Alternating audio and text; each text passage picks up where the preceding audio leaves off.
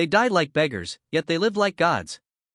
These rock legends filled stadiums but were unable to pay their bills. Their heartbreaking stories will break your heart. The biggest stars of the 1960s who sold millions of records ended up with nothing.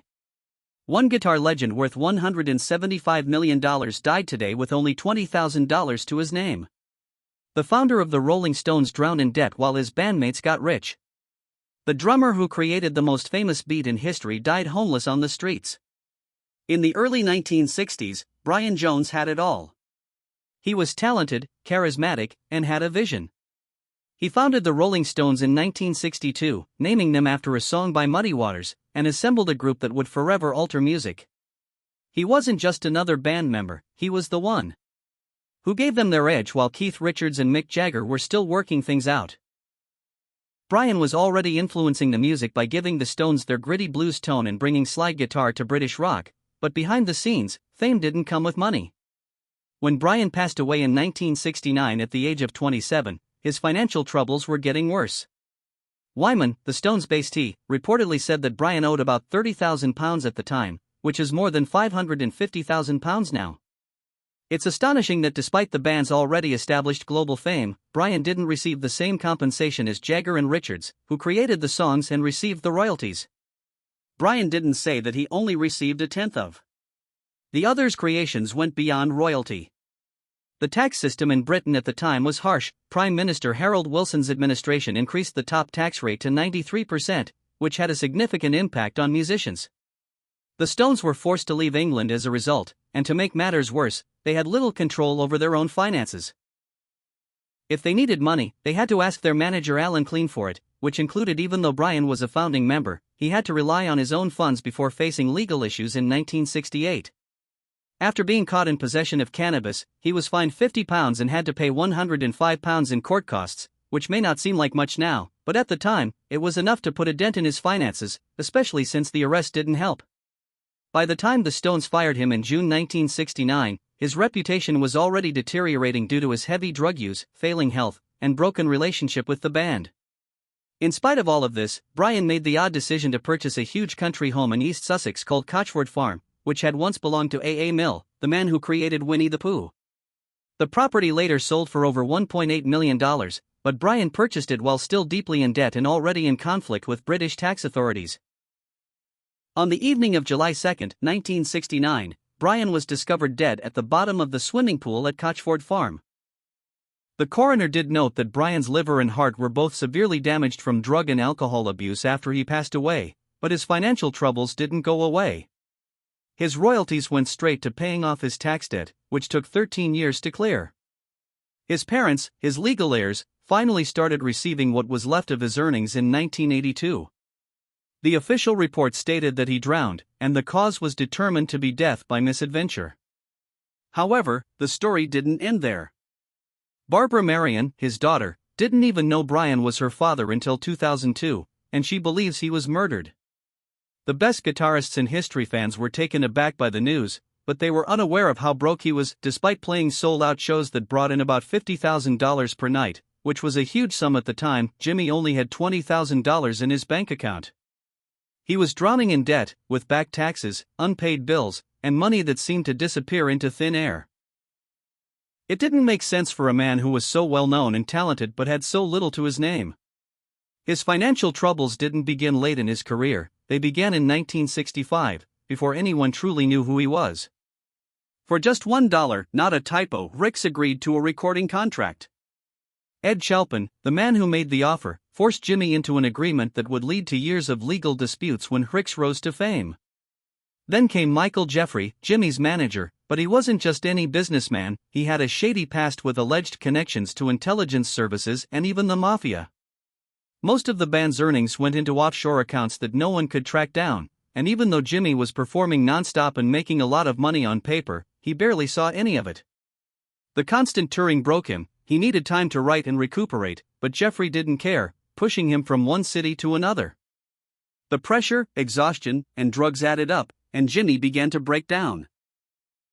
He attempted to sever ties with Jeffrey, but between the lawsuits and agreements he was trapped and unable to get out. According to some, The music industry didn't kill him overnight, rather, it wore him down gradually, like a machine grinding him to death. But, in addition to fighting the industry, Chris was also fighting his past. Raised in poverty in a broken home in Seattle, he was exposed to racism, instability, and trauma at a young age. These experiences molded him into a calm, easygoing person who frequently avoided conflict, making him an ideal target for those looking to take advantage of him. Because life has taught people that nothing they do will change things after they die, he didn't know how to fight back, or perhaps he didn't think he could. Some specialists refer to this as learned helplessness. Hicks left no will, which led to even greater mayhem. His father Al Hicks received his estate, which at the time was valued at between $66 and $80 million. However, when Al died in 2002, he gave everything to his adopted stepdaughter Janie, excluding Jimmy's real brother Leon. This decision caused a rift in the family, as Leon felt deceived and claimed that Janie had manipulated their father. He took the matter to court but lost each time Leon attempted to profit from his own Hendrix projects, but the estate continued to sue him for using the name. Under Janie's control, the Hicks brand became a significant business experience. Everything associated with Jimmy's name is currently managed by Hendrix LLC. The estate is currently valued at over $175 million, and it earned over $6.6 million in 2024 alone.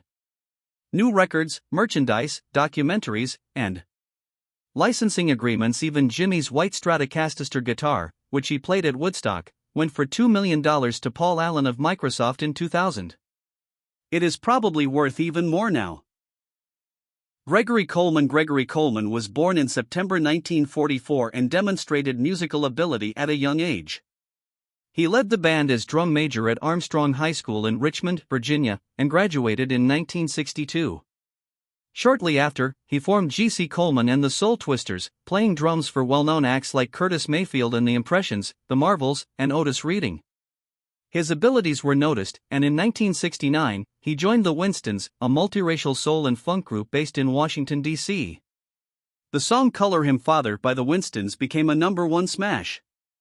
Approximately 1.5 minutes into the song, Gregory played a brief 4-bar drum solo that lasted only 7 seconds. He probably had no idea what it would become. This 7-second break, later known as the Amen break, didn't receive much attention at first, but in 1986 it was included on a DJ compilation called Ultimate Breaks and Beats. From then on, everything changed. DJs and producers loved the clean rhythm and punchy feel, which began to appear in early hip-hop songs like Salt and Peppa's I Desire and NWA's Straight Out of Compton. By the 1990s, the break was everywhere, becoming the backbone of new genres like breakcore and jungle drum and bass, which producers cut up, sped up, slowed down, and constructed whole tracks around. It influenced the sound of both mainstream and underground music, yet while others were becoming wealthy, after the Winstons broke up in 1970, Gregory Coleman moved to Atlanta, where he played in local bands like the Georgia Power Band and recorded with groups like Brick. However, his financial situation continued to deteriorate because the music industry's rules regarding sampling were unclear, and by the time people realized how heavily the break had been used, it was too late to file a lawsuit because copyright laws only allowed for a 3-year window to do so, and that window had long since closed. He was struggling to make ends meet while his drum beat was being used in thousands of songs, from club hits to commercials, and he died homeless in Atlanta in 2006 without really realizing how significant his work had become. Years later, Richard Spencer, the Winstons' bandleader, talked about what had happened, saying that Coleman had put his heart into that drum break and that people were now copying it and making millions. In 2015, some British DJs organized a fundraiser to thank the original creators, raising £24,000, but by that time, Coleman was already dead and the money went to Spencer rather than his family. When she first began out, Janis Joplin didn't appear like a rock star. Instead, she was noisy and full of soul. Joined Big Brother and the Holding Company, a small psychedelic rock band from San Francisco, in 1966. A year later, she performed at the Mteri Pop Festival, a moment that would define her career. The audience didn't know who she was when she took the stage, but after her wild and explosive performance of Ball and Chain, she left as the festival's queen, as even Cass Elliot from the Mamas and the Papas could be seen mouthing, "Wow, that's really heavy." Janis had come, Columbia Records took note, and shortly after her performance, President Clive Davis signed her. However, Prior to all of that notoriety, she had previously signed a poor contract with Mainstream Records in 1966. Although it seemed like a significant move, it wasn't. No upfront payment was made. The band was under pressure to stay afloat, so they toured constantly. They were only paid minimal wages for recording, and even that had to be repaid later.